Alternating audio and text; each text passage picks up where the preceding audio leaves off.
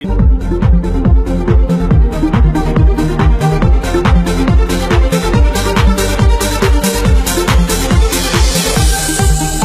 کے تمام مذاہب میں تعلیم اور علم پر زور دیا جاتا ہے۔ اسلام ایک یونیورسل ریلیجن اور کمپلیٹ کوڈ آف لائف ہے۔ اسلام میں تعلیم پر خصوصی زور دیا گیا اور یہ کہا گیا کہ مہد سے لے کر لحد تک علم حاصل کریں۔ تعلیم ہی ایک ایسا ذریعہ ہے جس سے ہم اچھے اور برے میں تمیز کر سکتے ہیں۔ آج ہمارے ساتھ divisional director district education officer Syed Rashid Latif صاحب موجود ہیں۔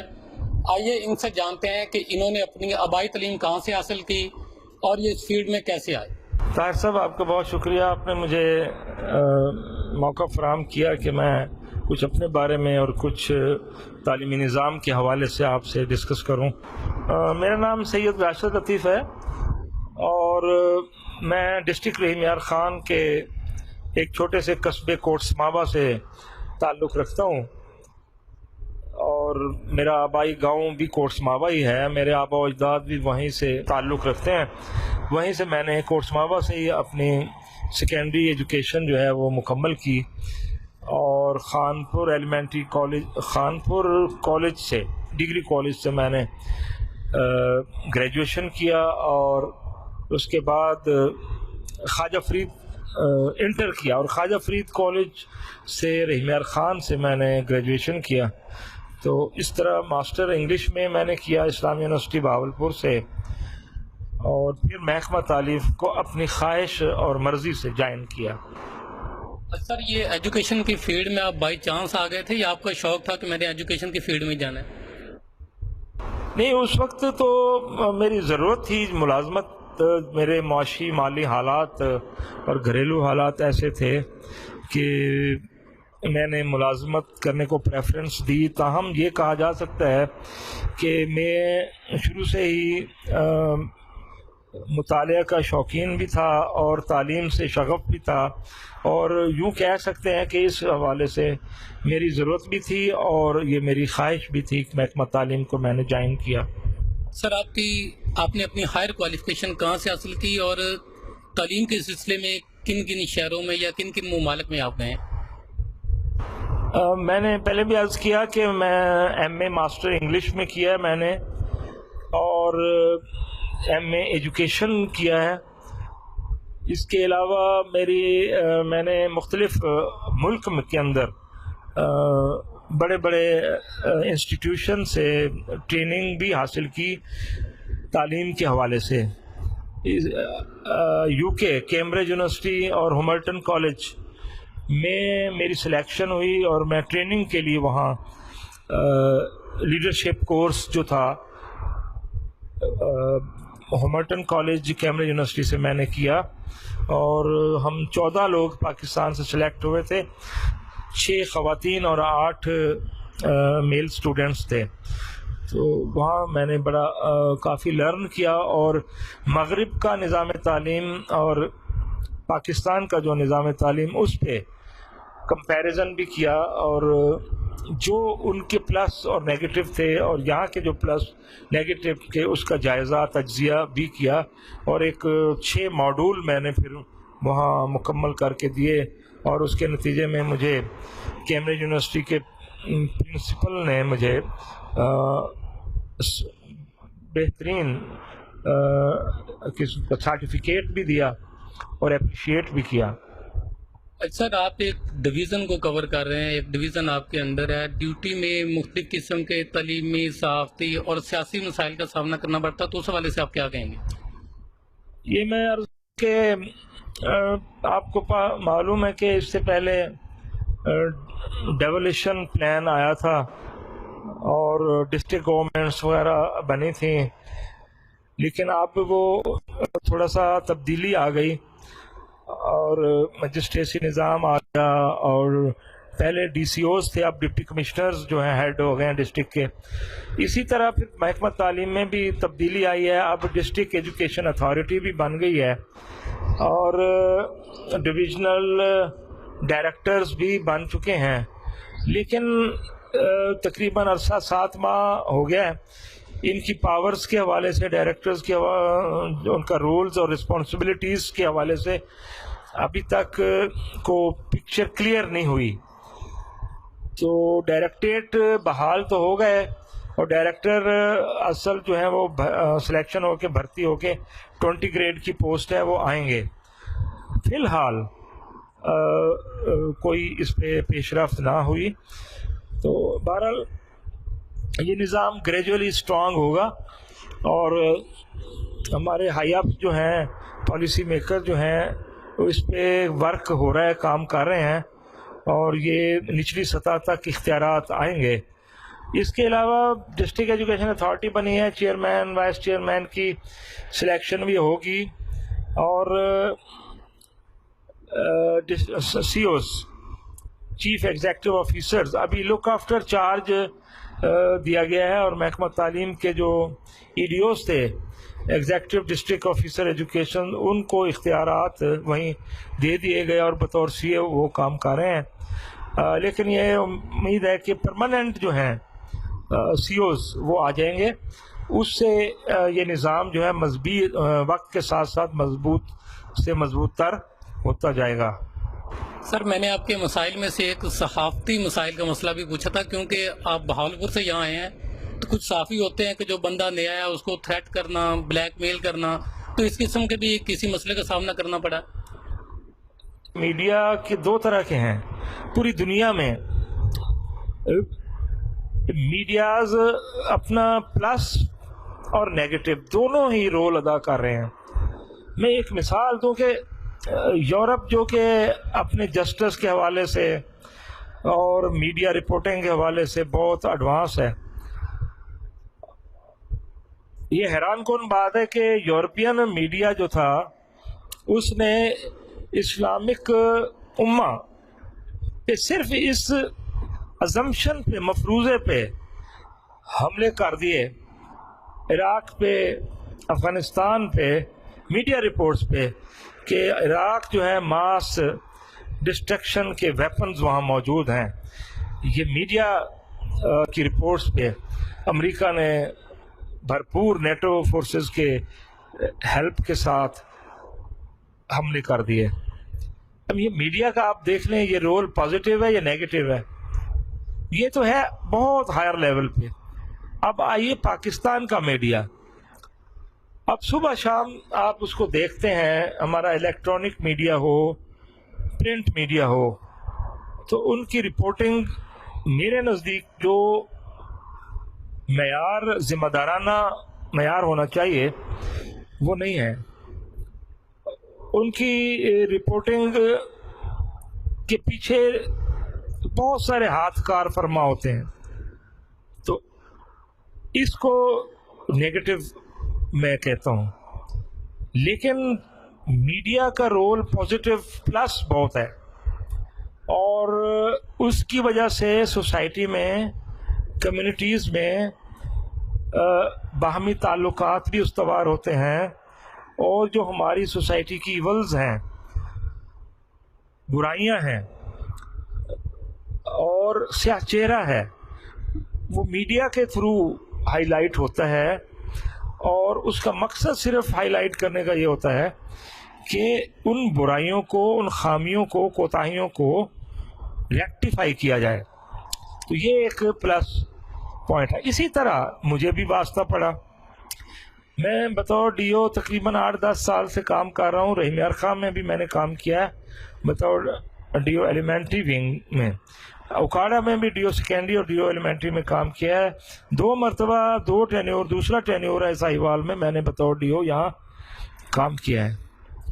واسطہ پڑتا ہے, لیکن میں سمجھتا ہوں طاہر صاحب آپ جیسے نوجوان جو کمیٹڈ ہیں کہ سوسائٹی کو کے معاملات کو ریکٹیفائی کیا جائے اور سوسائٹی میں موجود, اداروں میں موجود جو کالی بھیڑیں ہیں ان کو پوائنٹ آؤٹ کیا جائے, اور مقصد صرف یہی ہوتا ہے کہ بر وقت زخموں پہ مرہم رکھا جائے تاکہ ملک پاکستان جو ہے وہ ترقی کرے, خوشحال ہو, آگے بڑھے. تو آپ کا بات جو اس کو میں نے سمجھی بات کہ نیگیٹو بھی ہے پازیٹیو بھی ہے, اس سے مجھے واسطہ پڑا ہے.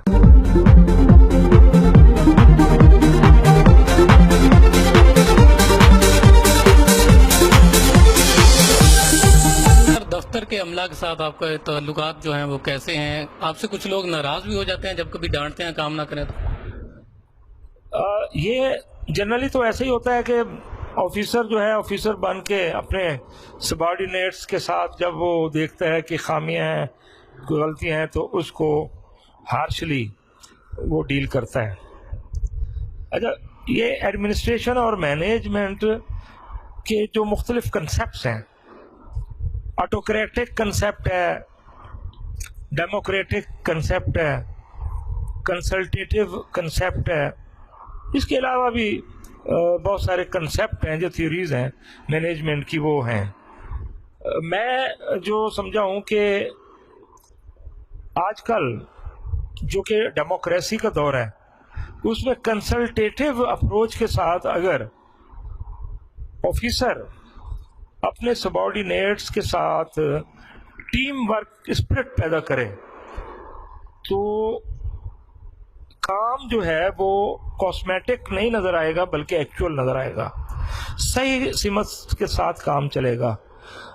انسان جو کام کرتا ہے اس سے غلطیاں بھی سرزد ہو سکتی ہیں، ظاہر ہے جو کام کرتا ہے غلطی بھی اسی سے ہوتی ہے، لیکن میرا رویہ جو ہے وہ فرینڈلی ہوتا ہے، کنسلٹیٹیو ہوتا ہے.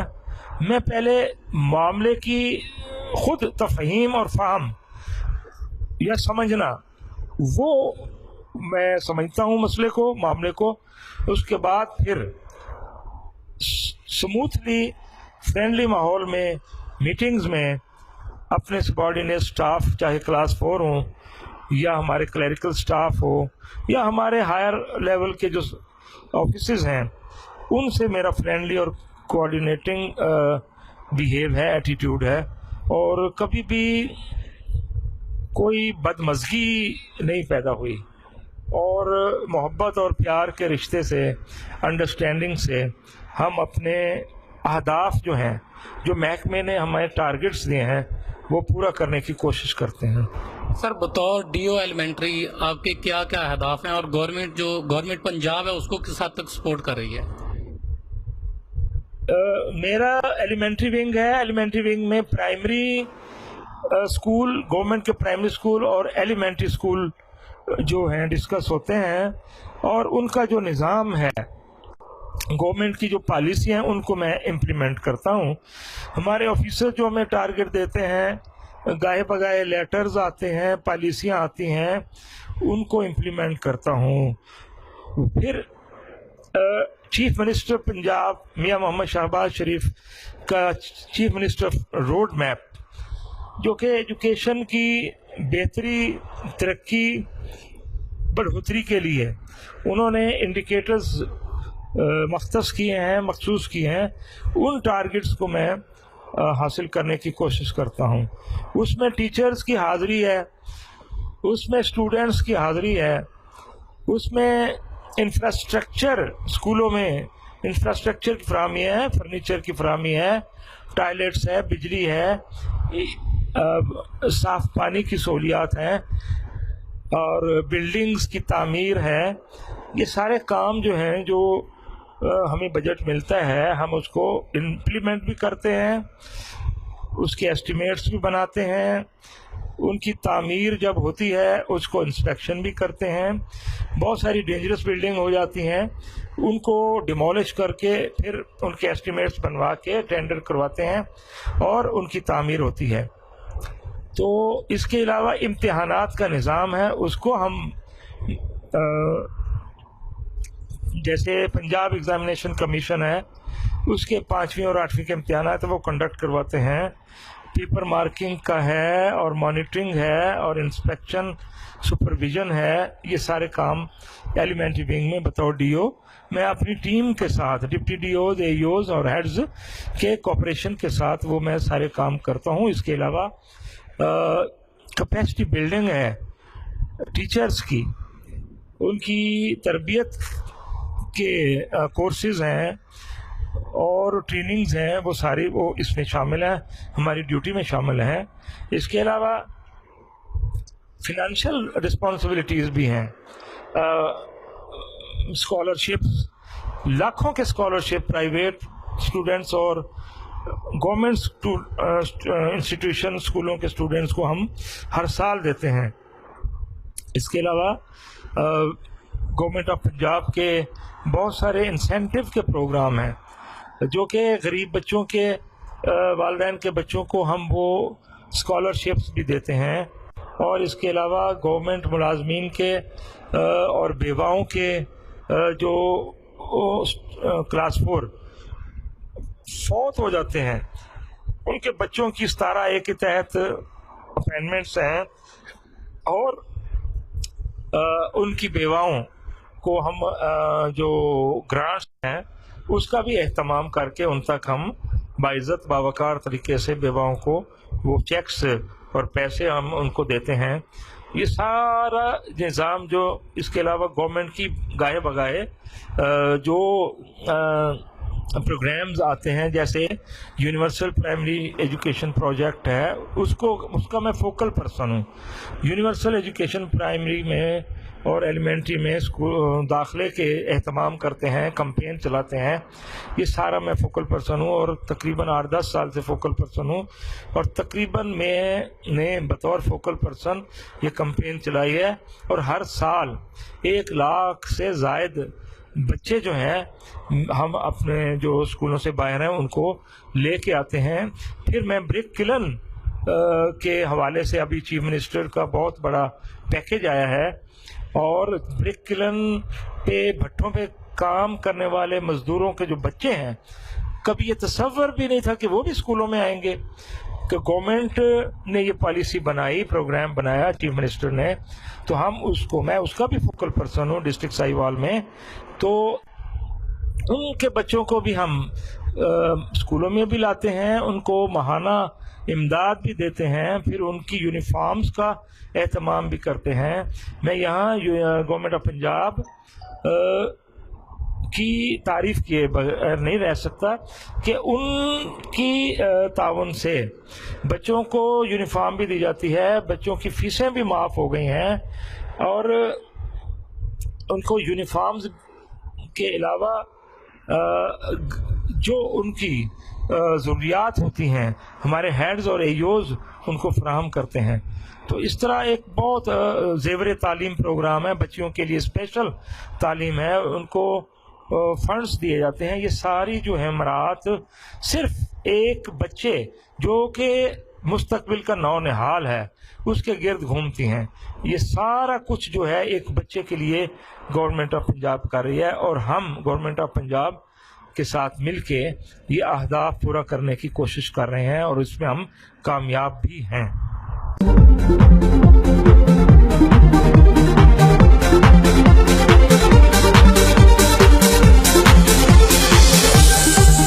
17 رول اے کے تحت کن کن لوگوں کو جو ریکروٹمنٹ ہے ان میں اضافی نمبر دیے جاتے ہیں اور اس کے علاوہ کوئی ڈپلوماز وغیرہ کے بھی کہتے ہیں نمبر ہیں, تو وہ کون سے ڈپلوماز ہیں جن کے نمبر وغیرہ دیے جاتے ہیں؟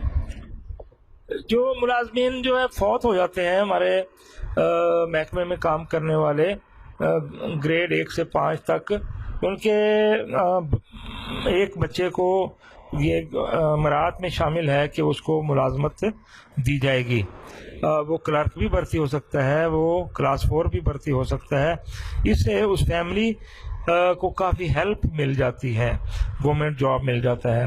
باقی اگر کوئی اپنی کوالیفیکیشن ڈپلومہ کرتا ہے, جیسے پی ای ٹی کا فزیکل ایجوکیشن کا ڈپلومہ کوئی کرتا ہے, ڈرائنگ ماسٹر کا کوئی ڈپلومہ وغیرہ کرتا ہے, اور یا پھر عربی کا کوئی خصوصی طور پہ ڈپلومہ کرتا ہے شہادت العالمیہ کا, تو اس پہ پھر ایڈورٹائزمنٹ آتی ہے. اور میں آپ حیران ہوں گے طاہر صاحب کہ ہر سال گورنمنٹ آف پنجاب لاکھوں کی تعداد میں ٹیچرز بھرتی کر رہی ہے. اب بھی گورنمنٹ آف پنجاب نے پورے پنجاب میں لاکھوں ٹیچرز کی بھرتی کے لیے ایڈورٹائز کیا ہے اور بڑا ٹرانسپیرنٹ صاف ستھرے میرٹ پہ یہ ساری بھرتی ہوتی ہے اور کوئی مالافائڈ اس کے پیچھے انٹینشن نہیں ہے, میرٹ پہ سارا کام ہو رہا ہے. اب ساہیوال میں بھی ہم 1400 سے زائد ٹیچرز بھرتی ہوں گے 16ویں اسکیل میں, 14ویں اسکیل میں اور 9ویں اسکیل میں. اور اس کے علاوہ بھی ان سروس جو ٹیچرز ہیں اس کے لیے بھی پیکیج ابھی تیار ہو رہا ہے، وہ ان کو اپ گریڈیشن کے جو پیکیج ہے وہ بھی اب ملنے والا ہے. تو اس طرح جو مختلف ڈپلوماز کرتے ہیں بچے بچیاں تو اور ساتھ ہی اکیڈمک کوالیفیکیشن امپروو کرتے ہیں تو وہ بطور ٹیچر 16ویں 14ویں 9ویں اسکیل میں بھرتی ہوتے ہیں. سر آج کل دہشت گردی کے بہت زیادہ مسائل ہیں، تو اس حوالے سے آپ نے دہشت گردی کے نسور سے نمٹنے کے لیے اسکولوں میں کیا کیا اقدامات کیے ہیں سیکیورٹی کے لیے؟ دہشت گردی پوری دنیا کا مسئلہ ہے اور ساتھ ہی پاکستان کا بھی اب یہ ایک میجر ایشو بن گیا ہے.